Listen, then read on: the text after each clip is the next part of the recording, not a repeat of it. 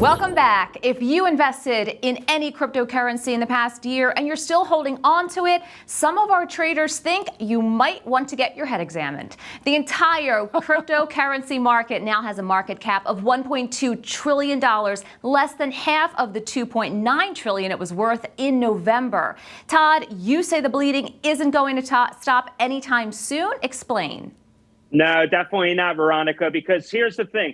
You have a very limited amount of people that actually hold on to these cryptos. And as a result, that volatility is going to stay. It's not going away anytime soon. What's really concerning, though, is when I look at a company, a distribution company like a Coinbase that's out there that has lost over 80% of its value since its IPO.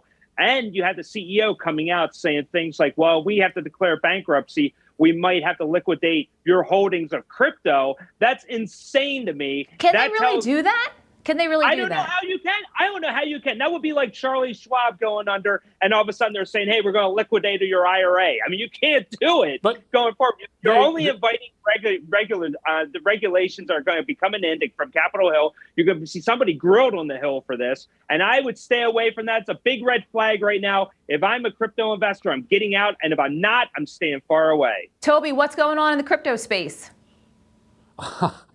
Well, you know, there's this thing called a algorithmatized stable coin. Say that 5 times.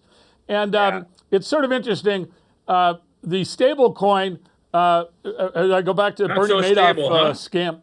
Yeah, not so stable. $55 billion from Madoff was lost. This one went down $55 billion in a day.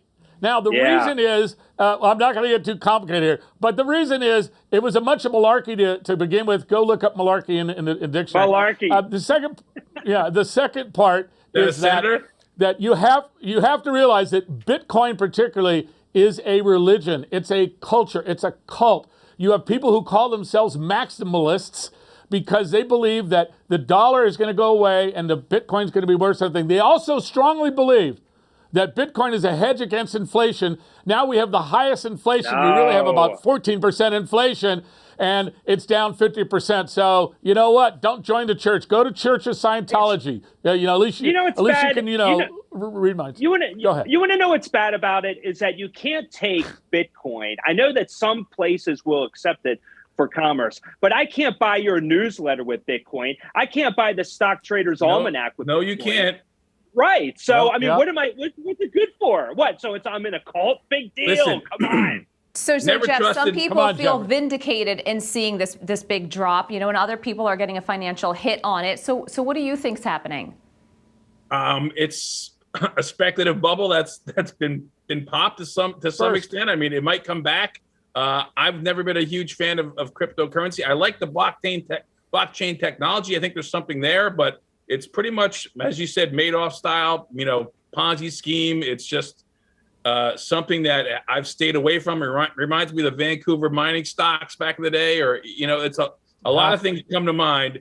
But I'm looking at, the regulations that you were mentioning. I think that might help there be some stability to cryptocurrencies where there's some sort of, referee in there other than a bunch of, the wild west there in the Twitter sphere or whatever. It's too wild and crazy, and it's not for me. Well, we did hear that Janet Yellen's, saying it's something to be looked at, to be regulated. But Toby, so a lot of millennials have kind of shunned financial advice. They want to do it themselves. What would you say, to investors that are watching? Maybe they're the novice investor. To our viewers, what is your advice? Well, first off, crypto is not investing.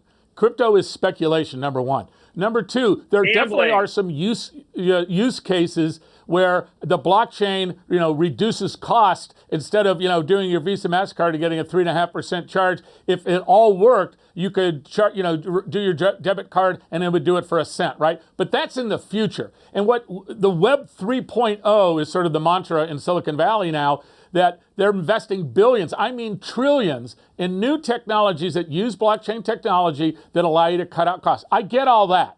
But that has nothing to do with a crypto coin. It's got to be compliant with the SEC and the other regulatory bodies. That's what people are working on now. Yeah. Right. All right, but we'll keep an eye on that. People at home need to understand it's a hypnosis. Every bubble is a hypnotic event.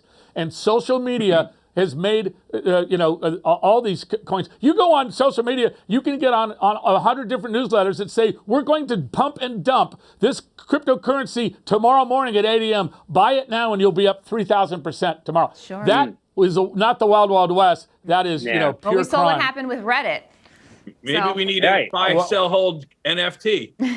All right. Yeah, right. Thank you, gentlemen. The Kentucky Derby set a century-old record when 80-1 long shot Rich Strike crossed the finish line. But there was another record set that has capitalists hoping to hit the jackpot. What is it? Stay tuned to find out.